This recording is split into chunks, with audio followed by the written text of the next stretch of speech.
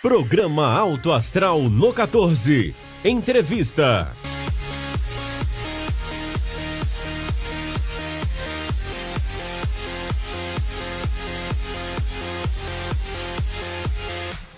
Olá, sejam bem-vindos a mais uma edição do programa Alto Astral no 14. Como sempre, eu, José Val Brito, estamos aqui para trazer informações relevantes à sociedade, né? Informações sobre a área médica, né? Afinal de contas, a saúde é o nosso bem mais precioso. E como sempre, eu passo a bola para o José Val apresentar nosso convidado de hoje. Guilherme Verano, assinantes do 14, que prazer estarmos aqui mais uma vez para mais um Alto Astral no 14. A nossa proposta sempre é estar falando de saúde, trazendo as melhores informações para você, assinante do 14. E nesse programa de hoje a gente convidou o Dr. Fabrício Caed, ele que é médico cardiologista intervencionista, para bater um papo conosco aqui. Jazinho, você vai saber o que é cardiologista intervencionista, viu, assinante do 14? Eu passei para o senhor, inclusive, porque eu ia travar a língua se eu falar. Doutor Fabrício, seja bem-vindo aqui ao nosso Alto Astral. Obrigado, um prazer estar aqui, obrigado pelo convite. Ô Verano, você sabe que o doutor Fabrício é filho de Anápolis, né? Sim. Nasceu aqui, estudou aqui, foi embora mais adiante um pouquinho, formou e resolveu voltar para ganhar o dinheiro aqui, Verano. E beber a água daqui, né? Beber a água desculpa, a água. A água é boa, a água é boa. A água é boa demais, sem dúvida, a água é boa. Pai médico também. Quem que é seu pai, doutor Fabrício? Meu pai é o Caed Salim, médico aí já antigo na cidade. Prazer ser filho dele, tenho muita honra. E descendentes, né? Sim. O pessoal que veio de fora, a gente sempre fala, né? Veio sem dinheiro nenhum, nada, sem falar o idioma, né? Chegaram aqui, vieram e venceram, né? Isso é muito importante, né? A gente ressaltar isso sempre. É um pessoal muito guerreiro e predestinado ao trabalho mesmo. O Guilherme Verano, doutor Fabrício, ele é um historiador, um pesquisador da colônia aqui em Anápolis, inclusive até com livro escrito. Como é que é isso, Verano? Tem um livro, né? Os Árabes no Centro-Oeste, está em processo de edição, né? O livro está finalizado já, mas a gente interessou seu Salim Caed. Ah, meu avô. Seu avô, rapaz, ele contou cada história, foi uns 8 ou 9 anos atrás, se não me engano, né? Meu avô é um cara assim que... Foi uma história fantástica. Não tem o que falar e é para mim uma direção sempre, uma direção a tomar. E uma história que até, só quebrando o script, né? Ele contou uma história de uma demanda que ele tinha lá em relação à área do Serra Dourada, aquela área lá, na época do governo Leonino Caiado, tomaram e queriam pagar o valor irrisório. Ele entrou com a ação na justiça, esperou, acho que quase 40 anos, mas esperou pacientemente para ver os seus direitos, né, resolvidos. Foi uma das histórias que ele contou para a gente, o doutor João Asmar estava presente também na época, e lembrou até que tinha advogado para ele na época. Sim, sim. Então, a persistência, né, José Val? Teve a paciência de esperar, mas viu a justiça ser feita. Nós falamos aqui da especialidade do doutor Fabrício. Ele está atuando aqui em Anápolis hoje em serviços de hemodinâmica. E para chegar nisso, doutor Fabrício, eu acho que foi muitos anos de estudo, porque para ser um hemodinamicista tem um caminho a seguir. Eu queria que o senhor explicasse isso para o nosso assinante do 14. Sim, a cardiologia intervencionista, ou mais conhecido como hemodinâmica, é uma área de atuação da cardiologia clínica, né? Então, o médico tem uma formação em cardiologia clínica e depois pode fazer 2 ou 3 anos de cardiologia intervencionista. Então, em média, 5, 6 anos ou até 7 anos de formação para chegar à formação completa em cardiologia intervencionista. É isso. Verano, o que se faz de procedimentos na hemodinâmica, você sabe? Não tenho a mínima ideia, José. Eu estou, inclusive, aqui para entendê-los, né? Eu e o amigo. Você já ouviu falar no cateterismo cardíaco? Sim, o cateterismo é muito falado, mas as pessoas ouvem falar muito, esse cateterismo não fez, mas muitas vezes as pessoas não têm até noção de como é o procedimento. Né? Então, já que você coloca esse questionamento aí, fez, não fez o cateterismo, o que é um cateterismo cardíaco, doutor Fabrício? Então, a cardiologia intervencionista é uma parte da cardiologia que ela é interessante porque ela tem tanto a parte diagnóstica, de fazer o diagnóstico, e ela é o padrão ouro para vários diagnósticos.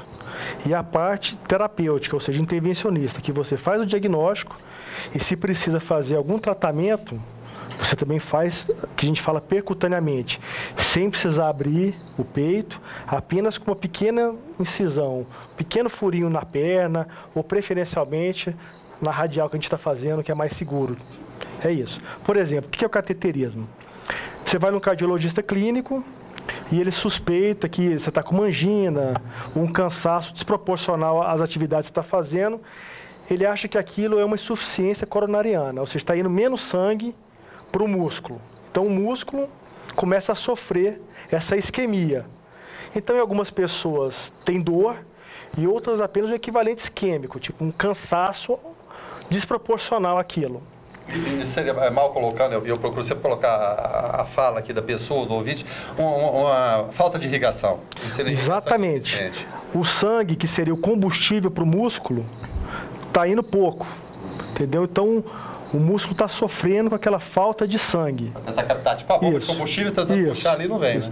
Aí o cardiologista clínico pede, às vezes, algum exame antes, não tão invasivo igual o cateterismo, um teste de esteira, uma cintilografia, um eco, para depois falar, não, essa suspeita está muito grande, vamos pedir um cateterismo.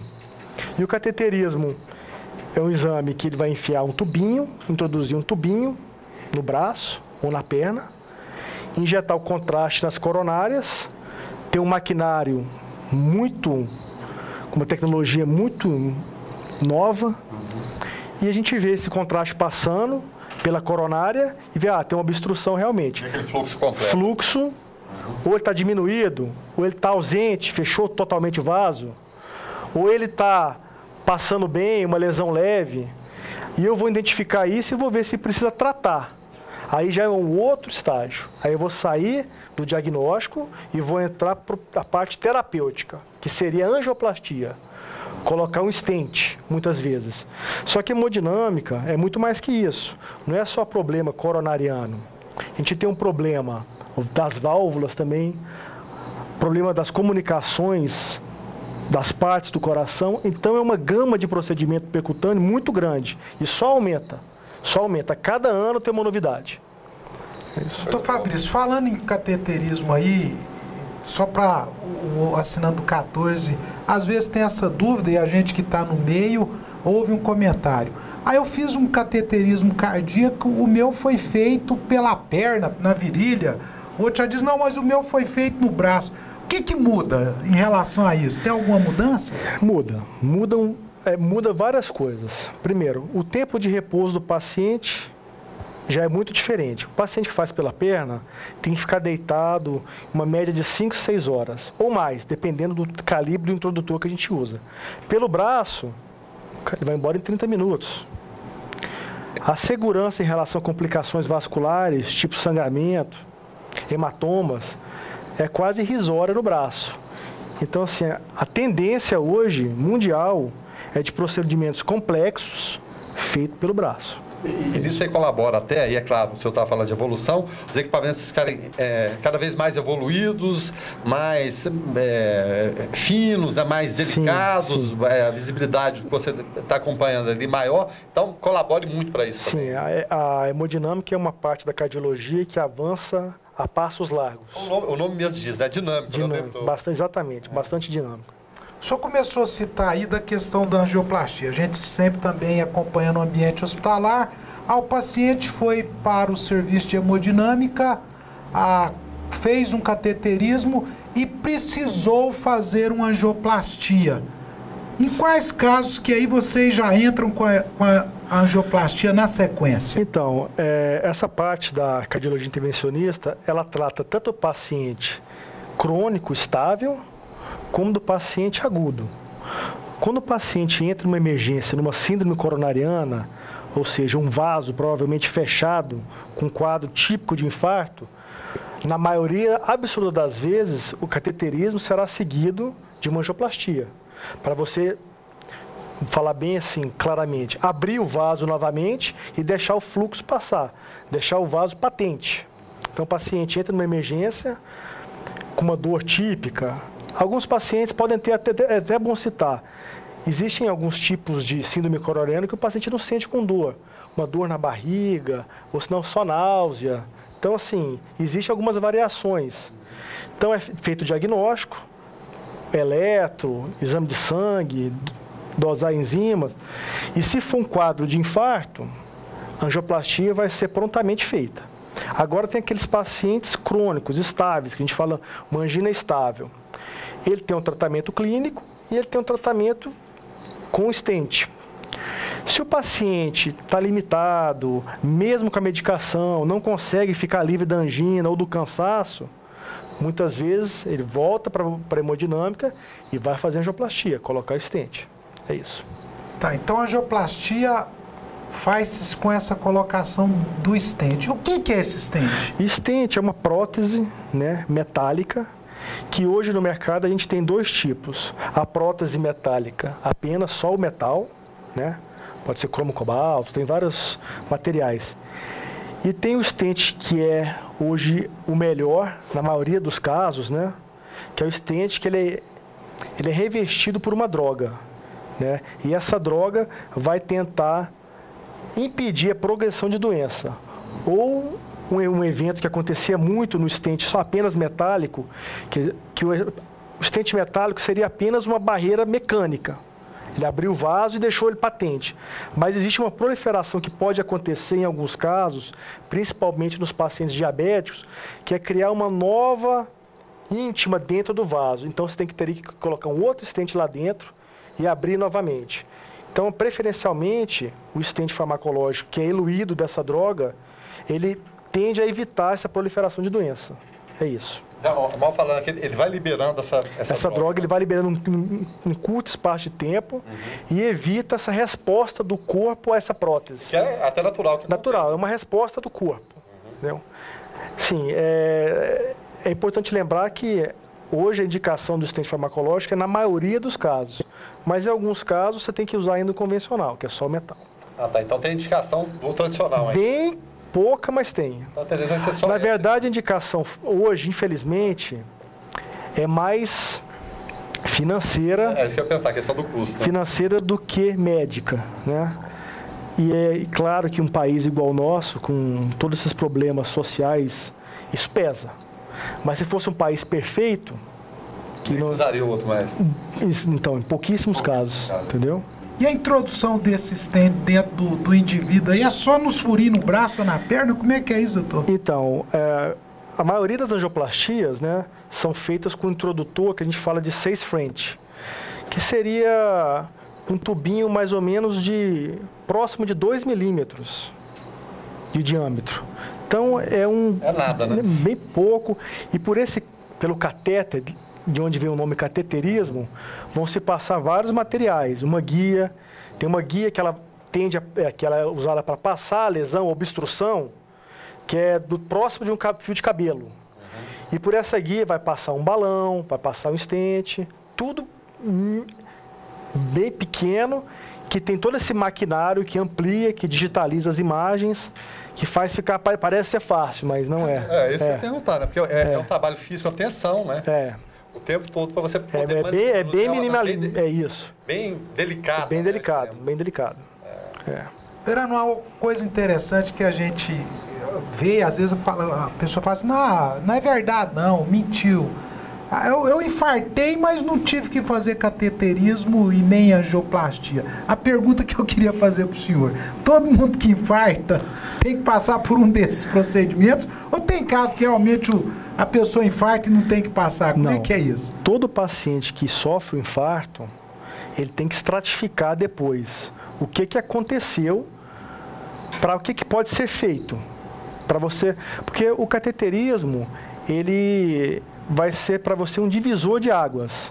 Tem alguma coisa que eu posso fazer? Não, isso aqui já se perdeu. Isso aqui eu consigo manter com tratamento clínico? Não, isso aqui eu posso colocar uma prótese? Nossa, esse paciente é muita lesão, longa, segmentada, talvez seja melhor a cirurgia. Então, assim, o paciente que teve um evento, ele tem que passar por um cateterismo. Agora, há momentos diferentes. O paciente que está tendo um infarto, ele tem que passar imediatamente. Entendeu? É isso. Aquele paciente que teve um histórico, que agora está mais cansado, ele também tem que passar. Mas aí já não é uma urgência. No momento agudo do infarto, que a gente fala, na verdade, o infarto existem 2 tipos de infarto, né? Assim, a síndrome coronariana. O infarto com supra e o infarto sem supra, que é uma alteração elétrica apenas. O infarto com supra tem uma indicação formal de você invadir o paciente e ver o que está causando imediatamente. Entendeu? Exatamente isso. O outro, os trabalhos mostram que também o tempo tem que ser curto, mas não é tão reduzido. Aquele tempo porta-balão que se fala muito, de 1h30, que é o ideal, esse você tem um pouco mais de tempo para programar. Agora, no infarto com supra, que você vai encontrar o vaso realmente fechado ou muito próximo de fechado, esse você tem que ter uma urgência muito maior, porque tempo é músculo. Cada minuto que você perde, alguma célula cardíaca sua está morrendo e você vai pagar no futuro o preço, podendo levar uma insuficiência cardíaca, um problema valvar, esse tipo de coisa. Então, um infarto com supra, que é esse fechamento ou quase fechamento do vaso que o senhor acabou de nos relatar, qual que é o tempo ideal para se fazer o procedimento? Então, a gente fala de tempo de porta-balão, aquele paciente que deu entrada na emergência e vai estar na sala de hemodinâmica abrindo o vaso. Ali começa o cronômetro. Ali seria... O momento zero, vamos falar. 90 minutos. Como Anápolis é uma cidade pequena, a gente consegue, se o paciente identificar, procurar uma unidade ou ir direto para um hospital de grande complexidade, está dentro dessa janela. Esse é o melhor cenário que se tem. Que você tem pouco músculo que morre, a angioplastia, teoricamente, ela é mais fácil, então tem tudo para o paciente sair melhor. É isso. Qual a orientação que o senhor dá para aquele indivíduo que está lá no Araguaia pescando, sentiu uma dor no peito, ele desconfiou que ele está infartando? O senhor falou, Anápolis é uma cidade pequena, vamos dizer que seja, não vamos falar um infarto com supra, mas não tem nem jeito de saber se é com supra ou sem supra. Mas o que fazer de imediato até chegar no local que tem um recurso para dar um atendimento? Ele estava no Araguaia e não estava conseguindo pescar. Não, quase aí ficou irritado. Dor no peito. Não pesco nada, porque assim, lá não é para ele infartar. Entendeu? Então você estava sem peixe. Sem peixe. Então, motivo para infarto. Resumindo, o indivíduo que está longe do local que possa dar um atendimento rápido. No Araguaia, coitado. Então, assim... Não fui muito feliz nesse tempo, não. Né? Mas ficou bem claro. Então, quem for auxiliar, a primeira coisa que tem que pensar é o seguinte: eu sei, estou no local distante, mas eu tenho que pensar de uma maneira de levá-lo para onde ele possa ter suporte. Você não pode simplesmente falar assim, aqui não adianta fazer nada, aqui está longe. Não, você tem que pensar. Se esse paciente é um coronariopata, já sabido, muitas vezes são, você pode administrar o AS para ele, uma dose de ataque, já é uma boa ação. E também, às vezes, o paciente já faz uso de alguns vasodilatadores, alguns nitratos, você pode também administrar. Mas o que tem que ficar em mente é pensar numa maneira de chamar socorro ou levá-lo. Isso que vai salvá-lo. É isso. Se a pessoa souber uma massagem cardíaca, alguma coisa, vai 99% dos casos aí não é... Eu pensei... É porque nem todo infarto leva a parada cardíaca. Entendeu? Às vezes o paciente está infartando, às vezes... Por exemplo, é um vaso que não tem muita importância de irrigação, ele pode ficar até mais uma dor, mas até meio estável, entendeu? Claro, se evoluir para uma parada cardiorrespiratória, aí tem que ter alguém treinado para saber fazer os primeiros atendimentos. A pessoa sem treinamento nenhum, só ali na base do instinto, pouco vai ajudar a pessoa? Creio que sim. O melhor é fazer o que é possível, que é pegar, dirigir o carro e levar, né? Eu acho que o melhor é você saber até onde sua perna alcança. Entendeu? Exatamente. Aquilo que você não foi treinado, não foi habilitado, tenta procurar alguém que saiba fazer. No caso, que ele saiba dirigir, colocar no carro e levar. Isso, exatamente. É isso. Doutor Fabrício, o que é a tal da máquina da hemodinâmica? Porque a gente entra, às vezes, quem já conheceu, ou às vezes ainda não tem oportunidade, você entra dentro do hospital, tem uma sala anexa cheia de computador, de monitor, uma outra parafernália lá com muita coisa no teto, com uma mesa. O que é esse equipamento todo? Como é que isso funciona? Então, a máquina de hemodinâmica, uma coisa que assusta muito o paciente, porque são várias telas, um intensificador que roda para lá e para cá, às vezes o paciente acha que vai bater nele, está ali assim, passando, não, calma. Faz barulho? Eu estou sabendo. Fernando, em um lugar frio, rapaz. Frio. Com ar-condicionado. Oh, meu Deus. Frio. Você geralmente sem roupa. Aí esse é o problema, porque quando ele está sem roupa, no lugar frio, você já fala assim, doutor, tá frio, né? Você fala, fica tranquilo, tá frio, fica tranquilo, entendi, tá frio, tá bom, entendi. É assim. Então, na verdade, a máquina, ela emite raio-x em série, e essa série é captada por um intensificador que joga para um complexo programa que vai editar essas imagens e fazer um filme. Então, por exemplo, eu coloquei um catéter na coronária do paciente ali, catéter, eu vou injetar o contraste, que é uma substância radiopaca. Ou seja, quando o raio-x bater, vai refletir e eu vou ver aquele contraste passando. Então, o que eu faço? Eu injeto, piso na máquina, ele vai emitir vários feixes de raio-x simultâneo, aquilo vai ser jogado para o computador, ele vai editar a imagem e vai fazer um filme. É isso. E eu coloco em várias incidências. Eu coloco para lá, para cá, para mim ver bem, porque você está colocando uma imagem que é 3D, que é o coração. Isso que eu ia perguntar em relação ao 3D. Então, o coração é um órgão 3D. E vai ser emitido numa máquina 2D. Então, você faz várias incidências. Você passa o intensificador para lá, para cá, para você ter certeza do trajeto, onde que está irrigando. E, além disso, as máquinas aqui de Anápolis são muito boas. Eu posso medir o tamanho da lesão, para mim escolher o stent certo para aquela lesão. Para mim não passar, não romper o vaso. Então, a gente está muito bem servido aqui em Anápolis. E até uma curiosidade em relação à medicina, que cada vez avança mais, não basta ser médico hoje em dia, você tem que ser quase que um técnico também em informática, em computação, em conhecer lidar com isso tudo, né? O que, assim, já era muito difícil, torna-se mais difícil, mas depois, é claro, a partir do momento que se tem o conhecimento, facilita a vida do médico. Eu posso falar, assim, até pela cardiologia. Hoje a cardiologia, ela tem uma integração de vários métodos. O cateterismo, a tomografia cardíaca, a ressonância cardíaca, o eco. Então, está tudo ligado. Se o médico não tiver atualizado com imagens, e sim, ele está fora de época. Entendeu? É isso. A mulher grávida, existe algum impedimento de fazer?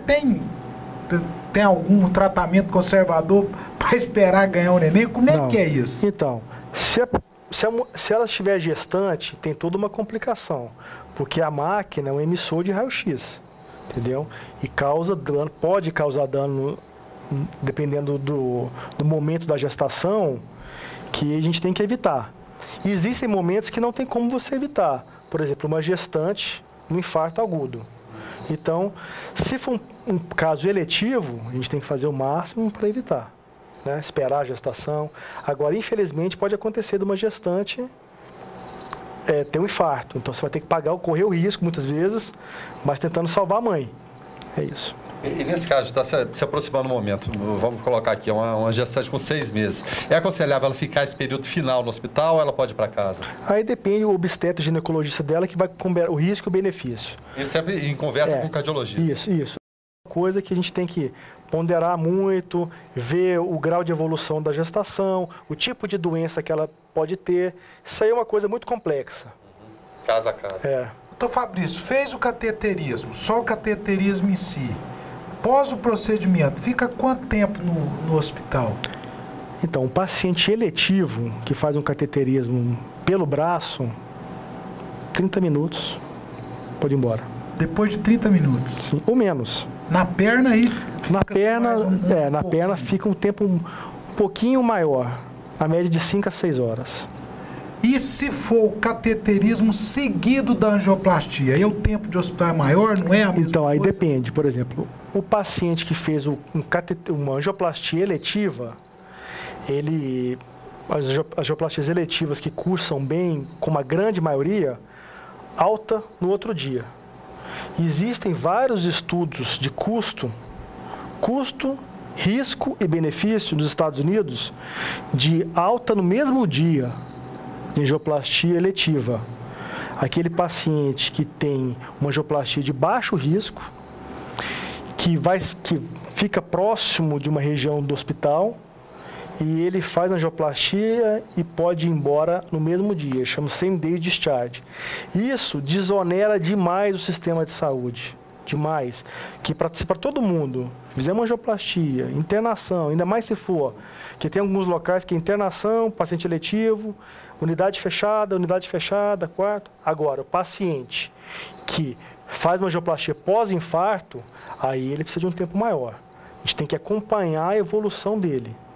Então, provavelmente, o paciente que teve um evento agudo, a gente, pelo menos um dia de unidade fechada, para depois quarto, para depois alta. São pacientes diferentes.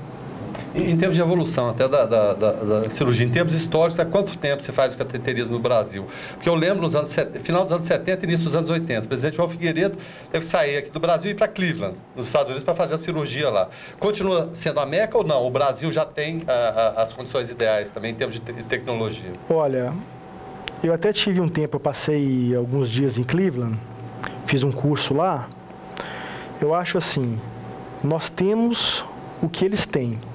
Só que o nosso custo ainda é muito alto, entendeu? Porque a maioria dos dispositivos, das próteses, são tudo importadas. Então, assim, de mão de obra, do médico hemodinamicista aqui, a gente não perde para nada lá. Não há diferença, né? Tanto é que o chefe desse hospital que eu estive, ele é brasileiro, de Uberlândia. Em Cleveland, né? Em Cleveland, entendeu? E tem vários colegas lá. Mas a gente tem que sempre pensar no custo do Brasil, limita um pouco. Entendeu? Mas a gente tem tudo para fazer uma angioplastia ou alguns procedimentos como válvuloplastia ao nível de lá. Entendeu? É isso. Há quanto tempo começou a se fazer cateterismo no Brasil? Eu vou falar de Anápolis, eu sei porque até a gente trabalha numa unidade que faz. Aqui nós começamos aí há cerca de 15 anos atrás, 14, 15 anos. Mas a nível de Brasil, como é que é esse histórico? Década de 70, 80. Já começou? Isso. A primeira cateterização seletiva que a gente, na história, que foi feita pela artéria braquial aqui em cima, que não era dessa maneira, que era uma maneira, abria cirurgicamente, passava um catéter bem mais grosso, na década de 50. Então, antes disso, na década de 60, não sei, o jeito era só abrir o peito do indivíduo mesmo? Porque não tinha essa tecnologia toda essa situação? As próteses vieram, na verdade, a primeira angioplastia que se teve não foi com stent, foi só um balão. Um cara teve essa ideia, né? Grutzin teve essa ideia, Andreas Grutzin, e ele pensou, olha, se eu for com um balãozinho ali e abrir... Inflar mesmo. Inflar, pode ser que dê certo. E, por sorte da hemodinâmica, deu. Nesse caso, deu sorte. Mas depois viu que apenas o balão não era suficiente. Tinha que uma prótese manter o vaso aberto. Tinha um recuo elástico novamente da lesão. Então, assim, por sorte, deu. Talvez se não tivesse tido sorte... Fala, não, esquece esse negócio que esse procedimento não funciona, não. E muitas vezes a medicina, né, caminha exatamente pela experimentação, né? Não tem eu vou te falar uma história engraçada, que a primeira cateterização de um coração humano foi de um médico nele mesmo. Entendeu? Ele teve a ideia, mas achou que ninguém... Falava, o cara vai passar um tubo. Né? Ele passou o tubo, achou que estava no local certo, no coração, subiu... O bom é isso, achou que estava no lugar certo. Subiu as escadas do hospital, onde ele era residente, pediu para o cara tirar um raio-x, ele falou, não está lá mesmo, é verdade. Esse é bom de mira. Sim. Então, foi a primeira cateterização. Tem os caras meio avançados, né? E até historiando um pouco em relação ao Dr. Christian Barnard, se não resolvesse a questão do primeiro transplante de coração através dele, a coisa talvez não tivesse caminhado. Aí, em 69, na África do Sul ainda, o Dr. Zerbini aqui Então, mas você vê, essa história da África do Sul é muito interessante, porque o americano em si, o FDA é muito... rigoroso. Então ele estava nos Estados Unidos e o pessoal estava fazendo só em animais, né? E ele lá... Observando. Olhando. Isso é o Dr. Christian Barnard. Olhando. Viu várias, mas não em humano. Quando ele teve a chance de voltar para lá, fez, em humano foi o primeiro a fazer. Mas foi na África do Sul primeiro. Então, Fabrício, faz-se o cateterismo, às vezes faz-se a angioplastia e às vezes tem que se fazer uma cirurgia aberta. Como que é isso? Por que que é? Você fala em sequência da angioplastia ou... Não. No outro momento? Outro momento, né? É assim, porque existem estratificações e complexidade das lesões. Hoje, a angioplastia, por angioplastia, você consegue fazer quase todos os tipos de lesões, segmentares, longa, multivascular. Os dispositivos evoluíram muito. Alguns casos que a doença é muito difusa, vasos ruins para a estente, ainda, ou o paciente às vezes tem que fazer uma cirurgia casada, uma cirurgia de coronária e uma troca de válvula, por exemplo, ou uma cirurgia de coronariana e uma correção da aorta. Aí só abre no peito. Aí, infelizmente, ainda só abre no peito. Certo. Existe caso também de acontecer o cateterismo, a angioplastia e o indivíduo ter que colocar um marca-passo ou isso não tem nada a ver? Existe.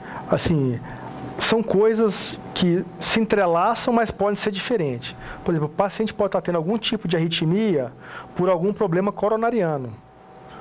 Ou alguma irrigação coronariana, alguma irrigação, porque o coração é feito... O coração é o seguinte, é como se fosse uma casa. Ele tem a parte hidráulica dele, que seria as coronárias que levam o sangue. Tem a parte elétrica dele, que leva todo um fluxo elétrico que faz o coração contrair. E existem as portas, que são as válvulas. Agora passa, agora não passa, vem. Então, assim, é muito complexo. Então, pode ter necessidade de um paciente, o problema dele, arrítmico, ser coronariano, mas muitas vezes não é. É um problema apenas elétrico que o paciente vai ter que colocar o marca-passo. Entendeu? Às vezes você pensa que é no hidráulico, é no elétrico. Exatamente. Exatamente. E às vezes é o hidráulico causando problema no elétrico. Por exemplo, se uma coronária, tipo a coronária direita, que irriga um feixe elétrico, não estiver irrigando bem, aquela parte elétrica não vai funcionar direito. Entendeu? Então é isso. Então você vê, muitas vezes o paciente, né, tem um tipo de arritmia, mas antes, aí tem uma indicação de marca-passo, por exemplo. Mas o médico fala, não, faz um cateterismo antes, para a gente ver se não é um problema de irrigação. Aí ele faz um cateterismo, vê que não é, que é uma parte apenas elétrica, e coloca o marca-passo. Verano, você que é o homem que cobre toda a questão esportiva, Brasil afora aí, você já viu alguns jogadores infartar, Verano? Será por que jogador infarta? Jogador, Verano, novo, no auge da forma. Acho que um dos casos mais emblemáticos no Brasil foi do Serginho, né, do São Caetano, que faleceu em campo ali, né? E aí a questão é exatamente essa que o Joseval coloca, né? Porque são... e se você vê o treinamento de jogador de futebol, é uma coisa, né, animalesca, vamos falar assim, né? É um cidadão que a saúde tem que estar realmente muito em dia. E acontece, né? Simplesmente apaga e morre. Só que a maioria desses casos não é um infarto. A maioria desses casos são alterações genéticas que o jogador tem, da parte elétrica dele, que leva a uma morte súbita, assim. Geralmente não é um vaso que se fechou e ele infartou. Dizer isso. Mas pode-se falar um exemplo de um paciente que tinha um problema coronariano e jogou muito tempo depois, que jogou no Fluminense, jogou Washington. Coração valente. Né? Ele foi passou por vários cardiologistas, falou, não, olha, você tem que fazer uma angioplastia, você não vai poder jogar, até que um cara que tem um renome muito grande no Brasil, que é de Curitiba, que é o Constantino, falou, não, a gente vai tratar e eu banco você jogar. Imagina que risco que ele coloca ali. Né? E jogou muito tempo. Jogou. Entendeu? Jogou, acho que depois que ele fez a angioplastia, acho que ele jogou mais 6 anos. Foi o maior artilheiro da história do Campeonato Brasileiro, 35 gols. E para pegar outro exemplo, recentemente, há cerca de um mês, o Danilinho, que jogou aqui no Atlético Goianiense, também faleceu. Tinha acabado de treinar, agachou no campo ali, caiu. Existem outras causas, assim, sem ser infarto por oclusão coronariana, né? Existe a dissecção aórtica, que pode acontecer. Existem esses eventos elétricos que levam a uma morte súbita. Nem sempre é uma oclusão coronariana, ou seja, síndrome coronariana. E até uma curiosidade em relação ao Serginho, porque ele foi atendido prontamente ali na hora, mas questionou-se muito a questão do desfibrilador. Que é o que salva. Salvaria ele na hora, sem dúvida, ou não? Por que o desfibrilador salva? Explica para nós. Vamos juntar as duas. Nós somos leigos nisso. Porque é o seguinte, os tipos, o coração ele tem um sentido do estímulo elétrico passar. de cima para baixo, né? Da direita para a esquerda. Então, primeiro ele contrai as câmaras de cima, depois embaixo, cima, embaixo, cima, embaixo. Essas paradas que acontecem, o coração fica em curto-circuito. Ele fica assim. Ele não consegue ter uma ejeção. Quando você desfibrila, é como se você resetasse esse circuito. Então, é a chance dele. Por exemplo, você faz a massagem cardíaca para tentar ter um fluxo de sangue circulando. Mas para organizar novamente esse circuito que está em curto-circuito, você tem que fazer um desfibrilar. É isso. Então, provavelmente, é o que deveria ter sido feito e poderia ter salvo. E o interessante é que a gente vê que o tempo passa, né? Continua acontecendo e em muitos casos não existe, né? Todo mundo fala, não, agora a legislação vai obrigar o desfibrilador em academias, em praças esportivas, e muitas vezes não é o que acontece também, né? Então, mas aí a gente tem que lembrar, né, de novo, sempre nos países assim, igual um país em desenvolvimento igual o nosso, sempre se pensa no custo, né? Entendeu? No custo. Coloca-se o custo. E o interessante como se a vida fosse barata, né? Tem até alguns estudos, assim, alguns projetos desse desfibrilador em grandes parques, shows, dele vir em drone. Entendeu? O drone está lá, vê um evento de uma parada e o desfibrilador, né? Já vem no drone, só precisa colocar a pá no local certo, ele já te fala tudo. Desfibrilar, afaste. Tudo. O manuseio manuseia com a pessoa que tiver aquela calma ali, o próprio desfibrilador vai falar o que fazer. É isso. Então, Fabrício, tem um protocolo de dor torácica e quando o indivíduo chega num pronto-socorro de uma unidade hospitalar, segue-se esse protocolo. E dentro do protocolo, uma das primeiras coisas é fazer um eletrocardiograma. Em que o eletrocardiograma atua, auxilia o médico para entender se o paciente está infartando ou não está? Como que é isso? Então, que é o primeiro exame, né, teoricamente, sim, não é isso? É. Então é uma coisa interessante, porque se você for pensar, o eletrocardiograma é um exame que foi inventado por Einthoven, né, que é o cara, William Einthoven, em 1900. 1900. E até hoje, ele é basicamente a mesma coisa, não mudou muito, uma tecnologia melhorzinha, mas ele ainda vai te dizer a conduta a tomar. Hoje a gente está com tanta coisa, ressonância, tomografia, e assim, uma maquininha, papelzinho. O velho com eletro segue lá. E o que foi inventado em 1900, um galvanômetro de corda, ali naquele momento pode direcionar. Por exemplo, numa síndrome coronariana, né, aguda, ele vai me dizer se é um infarto com supra ou sem supra. Nesse momento ali, já me dispara a urgência do tipo de procedimento. Então, assim, e ajuda a diferenciar de outras patologias, por exemplo, um tromboembolismo pulmonar. Então, assim, é um exame tão brilhante, para não falar simples, que direciona muito a conduta a tomar. Ele continua sendo indispensável, eu diria? Totalmente. Totalmente indispensável. Primeiro, pelo custo. E segundo, que ele já te direciona ali em coisa de segundos, infarto com supra.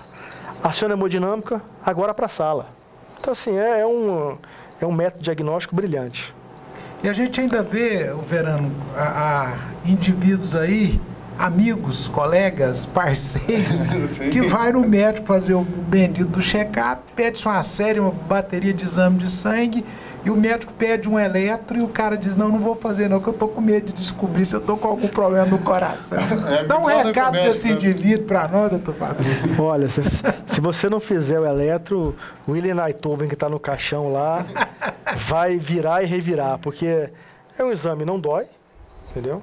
Barato, custo efetivo, rápido, e já te dá um direcionamento, tanto da parte coronariana, quanto da parte elétrica, da arritmia. Então, assim, é um exame que não deve se perder importância nunca. A gente já está em 2018 e foi inventado em 1900, e está em todas as unidades aí, ninguém nunca desprezou. E mesmo em todos os centros mais avançados do mundo, está lá. Tem lá o eletro, tem. Eu queria que o senhor falasse um pouquinho da arritmia cardíaca. Sim. Então, a arritmia cardíaca, o que ela é? Ela é uma desorganização desse ritmo cardíaco, que deve ser bem ritmado. entendeu? Tem que ser um tum-tá, tum-tá, tum-tá, tum-tá. Algumas pessoas têm o que a gente chama de taquiarritmia, ou seja, aquele ritmo está acelerado. É o tum-tá, tum. Aí tem várias causas. Tem causas hormonais, tem causas mecânicas, tem causas cardíacas mesmo, de insuficiência cardíaca. Tem as bradicardias, que são aqueles batimentos mais lentos que podem levar a um baixo débito, a pessoa desmaia. Existe aqui as fibrilações, que são um ritmo desorganizado podendo aumentar a chance de AVC. Então, assim, as arritmias, que é uma especialização da cardiologia, também é um mundo muito complexo, entendeu? É uma outra selva, entendeu? Mas muito importante também. Vou até fazer uma consulta aqui, porque meu batimento cardíaco é muito baixo, 48, 50. É normal? Depende, você é atleta? Eu faço exercício regularmente, o José vai testemunha disso. Então, as pessoas que são bem condicionadas tendem a ter ou seja, menos batimentos. Ou seja, o coração consegue ter um melhor desempenho batendo menos vezes. Eu falo mesmo com a minha estatura, não muda. Não interfere, não tem nada a ver. Não muda não. Então, não muda. Melhor que seja assim. Então, né? Faz o seguinte, seu José, eu tô bem na você vida. passa no cardiologista, entendeu? E vê se tá bem. Eu acho que tá, mas você passa no Não vou assinar embaixo. Já que ele falou nesse assunto, eu queria perguntar para ele o seguinte: como é que é essa interação de vocês, cardiologistas intervencionistas, com o cardiologista clínico? Porque o paciente que chega em vocês, não vou dizer necessariamente, mas um percentual muito grande passou por um cardiologista clínico. Sim, e eu, para você ver que eu acredito nisso, que ele veio fazer uma consulta, eu já devolvi para ele. Foi por isso? Não quero. Passa para o cardiologista. Então, como a gente está sempre em sala, né? Justo. A gente não tem como, cardiologista intervencionista, ficar atendendo, a gente tem muita emergência, então é uma especialidade meio complicada. Alguns conseguem fazer, outros não. Então, por exemplo, o cardiologista clínico, eu vou precisar que ele atenda o paciente, desconfie de alguma patologia coronariana ou valvar, que ele tem uma dúvida, que ele acha que o cateterismo vai ser o exame que vai elucidar, e ele que vai devolver para mim. E eu vou fazer o exame, vou dar o feedback para ele, e ele comigo vamos decidir a melhor conduta para o paciente. Então, a hemodinâmica, nós temos uma total dependência da cardiologia clínica. São mundos que se misturam. A gente sempre fala aqui, né, da medicina interdisciplinar. Né? Sim. E aí, às vezes, muitos dos tratamentos é medicamentoso, é com medicamento. Tem muito tipo de doença coronariana que não seja tão grave ou que naquele momento ainda não é necessário uma intervenção, que o paciente vai viver muito bem e com qualidade de vida apenas com medicação e mudança dos meios de vida que ela tem. Entendeu? Diminuindo a hipertensão, usando alguma medicação anti-anginosa. Existem várias saídas medicamentosas. Doutor Fabrício, o cateterismo e a angioplastia aqui em Anápolis faz pelo Sistema Único de Saúde? Sim, faz, e faz com bom volume e com uma boa qualidade. Sim. Não tem diferenciação daquele que faz um cateterismo a unidade hospitalar aqui em Anápolis hoje por um convênio com uma operadora de plano de saúde ou particular de um que faz pelo SUS? Coloca-se produtos mais baratos, vamos dizer assim, existe isso? Não. Aqui o SUS e o particular usa-se o mesmo equipamento. Muitas vezes o SUS não tem direito, alguns pacientes, àquela prótese mais cara. Mas assim, o restante todo é exatamente igual. Então, o anapolino que acha que talvez ele não vai morrer aí porque não vai ter dinheiro para pagar um cateterismo ou não tem plano de saúde, pelo SUS. Sim, pelo SUS normalmente. Com certeza. Ô, Verônica, você já ouviu uma história que existe horário das pessoas infartarem? Existe, a gente não sabe se é lenda, se não é, não. Né? Mas parece que tem algum horário que tem mais frequência do... Você falou que é pescando, né? Não, esquece o negócio da pesca. Aqui não vou colocar. Eu fui infeliz naquele exemplo. Geralmente à noite, ali, no final de dormir, alguma coisa assim, né? No final do dia. Mas a pergunta é exatamente. O cara fala, não... A percepção que eu tenho é essa, porque sempre já aconteceu com alguns amigos, parentes, sempre à noite ali. Na madrugada. Na madrugada. Existe isso mesmo? Então, esse mito é verdade? Já existiram vários trabalhos, né? Vários trabalhos sobre isso. E a maioria desses trabalhos, alguns, né? Muitos, relacionam com os primeiros momentos da manhã. Por uma questão hormonal, que a pressão arterial pode estar mais elevada, então aumenta a chance de um infarto, de um evento agudo.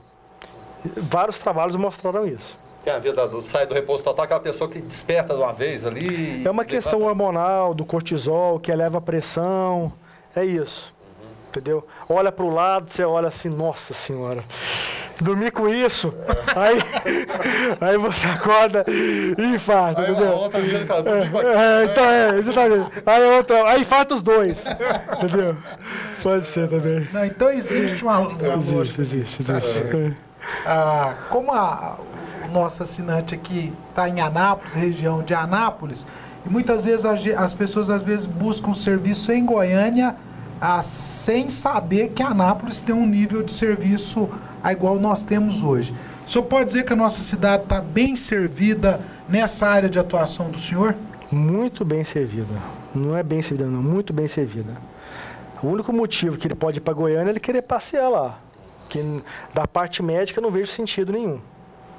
Eu sempre gosto de estar fazendo essa pergunta, Verano, porque tem muitas pessoas que antes de procurar os serviços em Anápolis, buscam o serviço em Goiânia, não é isso? Isso acontece em muitas áreas, né? Como a gente falava, o exemplo do avô dele, foi o pessoal que veio de fora, estabeleceu em Anápolis e por aqui ficou, né? Alguns até fizeram investimentos fora, mas sempre tendo a base da cidade de Anápolis. Acho que a gente tem essa questão de procurar valorizar o que é nosso aqui. As pessoas que são daqui, muitas vezes a gente dá valor, não que não tenha valor, as coisas de fora eventualmente sim tem, né? Mas dá valor primeiro quem está aqui, né? Procurar soluções aqui. Não só nessa questão que a gente está falando da medicina, o comércio. Comércio por muitos anos teve essa questão. Não, vão em Goiânia porque não tem aqui em Anápolis, vão para ali porque não tem e o pior não é isso. O pior é que, pela qualidade do maquinário, do laboratório de hemodinâmica que tem em Anápolis, muitas vezes o paciente pode ir para Goiânia e ser atendido no local pior.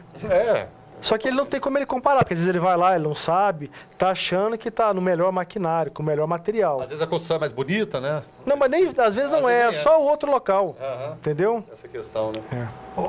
Uma coisa que a gente sempre gosta de estar conversando quando a gente traz pessoas na especialidade de cardiologia, e eu tive a oportunidade no último sábado de entrevistar o Dr. Fabrício aqui também no programa de rádio, e sempre é uma pergunta que vem e a gente sempre está colocando. Sentiu uma dor no peito, não ficar enrolando em casa não, né? Não. Tomar um chazinho, não. fazer não sei o quê. Isso aí funciona para uma unha encravada, para uma dor de dente? Não. Nem dor de dente, né? Olha, se você está com uma dor no peito, tomara que não seja nada. Mas que para você falar que não seja nada, você tem que ter investigado. Então, assim, é melhor você saber do que você colocar um problema debaixo da gaveta e achar que vai resolver. Está com um problema, está com uma dor, está com uma palpitação, procura um médico, se possível um cardiologista, faça o diagnóstico. É melhor sempre você fazer a medicina preventiva do que depois ter que tratar. É sempre melhor. Para mim não, né? Eu acho ruim porque o paciente não vem para mim. Mas essa é a verdade. A medicina preventiva é a melhor medicina. A gente está caminhando para a reta final já. Reta final. Do programa, as nossas considerações aí quase finais. Mas tem até uma curiosidade que a gente sempre procura colocar aqui em relação à equiparação de doenças de homem e de mulher. Porque o infarto era geralmente uma doença tipicamente masculina. Infartou. Raramente você ouvia falar no caso, a senhora infartou, a mulher infartou. Mas, por consequência até da vida moderna, a mulher também exercendo atividades fora de casa, jornada dupla e tripla, está aumentando.